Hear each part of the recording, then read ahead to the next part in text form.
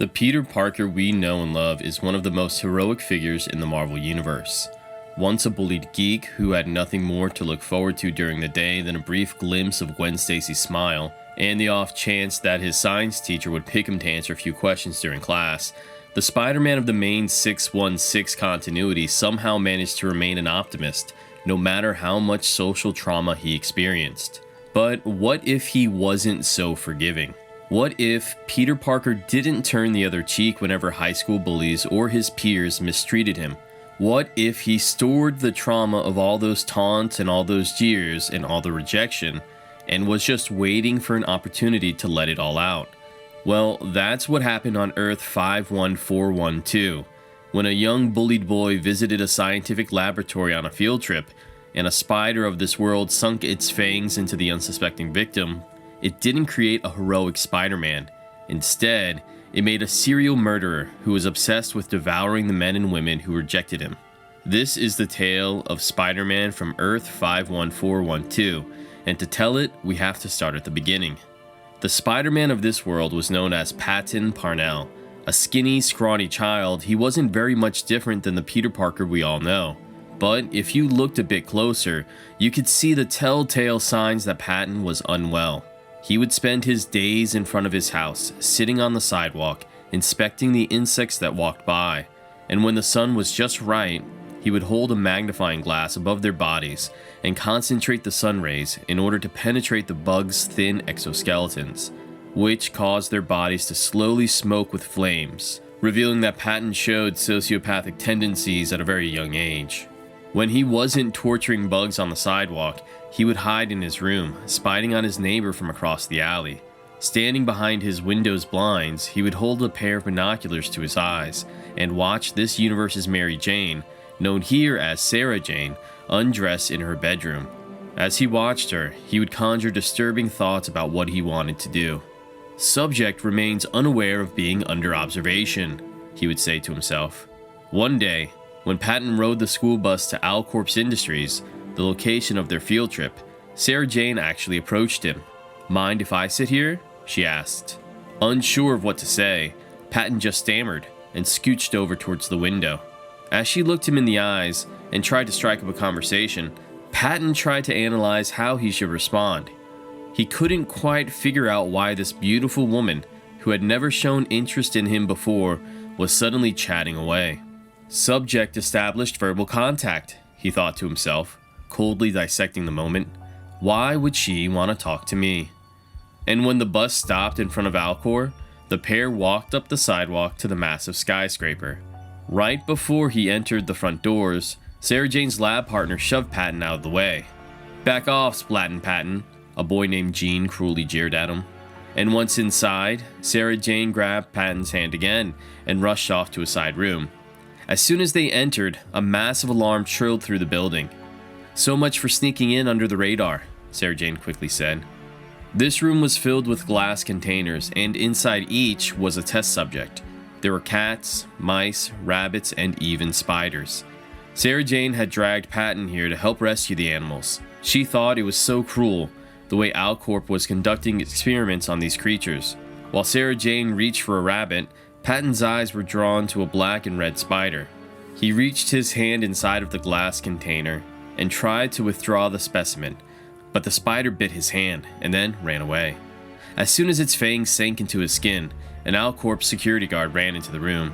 She escorted Sarah Jane and Patton to the security office, and once there, Sarah Jane, the same girl that Patton couldn't quite believe was talking to him, tried to take the fall for the failed animal rescue. She explained it was actually her idea to rescue the test subjects, and eventually, the security guards let them both go. But by that point, the change had already started to take hold inside of Patton. By the time young Parnell got home, he barely had the energy to throw himself onto his bed, and once there, he stayed in it until the very next day. Cradling his hand in one arm, he sat in the dark, struggling to ignore the pain. It wasn't until Patton's uncle, a man named Ted, violently swung the door open to his room that Patton was forced to wake. Unlike the Uncle Ben of the main 616 universe, Uncle Ted was an abusive guardian who actually never wanted to take Patton into his house. As Uncle Ted unfastened his belt, Patton knew what was about to happen. Just like he had been doing for years, Uncle Ted beat Patton until he drew blood. It was actually so loud that across the street, Sarah Jane could hear the strikes. When Uncle Ted tired of abusing his nephew, he departed for a different part of the house. By this point, Patton's transformation was well underway. Unlike Peter Parker's Metamorphosis, this universe's Spider-Man experienced different changes. At first, his hands were webbed together, and then his sense of smell increased too. When it was time for dinner, he found that he didn't actually crave human food. In the corner of the kitchen, a dying mouse struggled in a mousetrap. Dinner, Patton thought. He grabbed it by its tail and shoved it all at once into his mouth. It was delicious, but not enough to sate his appetite. Patton turned his attention to the family cat, holding it above his head. But the pet put up a bigger fight than the rodent and tried to flee. It couldn't get far. Patton reached out his hands for the cat, and a line of web fluid quickly shot out of his wrists. The new power shocked him, but he was more focused on the food.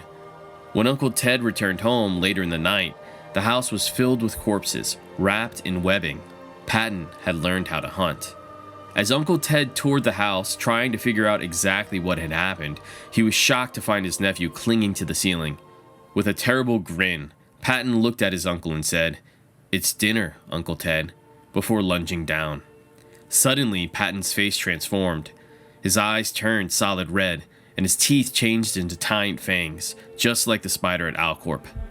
The next morning, Patton went to high school, whistling as he walked. He passed by posters for missing pets on his way, the very creatures he ate for dinner the night before. Once at school, Patton was overwhelmed by how delicious everyone looked. Surrounded by cattle. "I can nearly hear the dinner bell ringing," he thought to himself. When the class bell rang, Patton didn't go directly to math or science. He made a beeline for his locker and unwrapped a pigeon he had been keeping all day. In a single bite, he shoved it into his mouth, but before he could enjoy the meal, Gene, the same bully who shoved Patton in front of Alcorp during their field trip, stopped by. Gene threatened Patton and challenged him to a fight. And with his newfound power and ever-increasing hunger, the Spider-Man of this universe gladly agreed. Gene would make a terrific meal. By the time Patton returned to his house, he snuggled a few more people to eat, wrapping them up in his room. At some point, he sat down in front of his computer, hoping to spend the evening researching everything he could about the spider that bit him. But as he was sitting down, the doorbell rang. It was Sarah Jane. She stopped by because she was looking for Gene. The bully wasn't answering his phone for some reason. As Patton welcomed Sarah Jane into his house, the red-headed neighbor immediately noticed that something was different. Patton, for some reason, seemed more confident. When Patton pulled Sarah Jane in for a kiss, she was shocked, but she kissed him back. Perhaps she hoped that Patton finally realized how great of a guy he was, and he would finally have the confidence to ask her out. But Patton wasn't satisfied with a kiss. His teeth quickly transformed into the spider-like fangs he sported when he was hunting his prey, and he bit Sarah Jane in the neck, injecting her with something terrible. With a giant scream, Sarah Jane slapped Patton across the face, tearing apart a chunk of his skin. Enraged, Patton shouted, "Look what you've done now," and all the flesh on his face exploded in shreds, leaving behind a giant, green, red-eyed head.